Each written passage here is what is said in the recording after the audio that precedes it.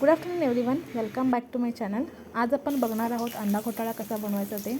त्यासाठी मी पहिला एक 5 अंडी उकडून घेतलेली आहेत. ती छान किसून घेतली किसणीवरती. त्यानंतर एका कढईमध्ये तेल घेतलं, एक बारीक चिरलेला कांदा आणि एक बारीक चिरलेला टोमॅटो तेलामध्ये छान भाजून घ्या.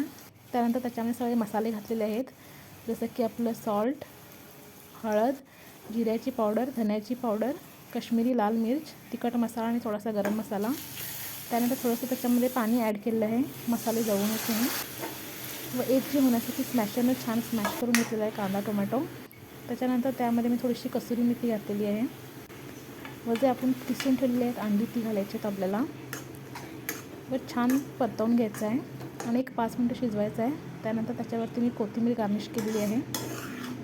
त्यानंतर एका साईडला एक ऑमलेट काढून घेतलेलं आहे. ऑमलेटमध्ये मीठ, थोडंसं तिखट आणि हळद घातलेली आहे. असा आपला अंडा घोटाळा रेडी झालेला आहे.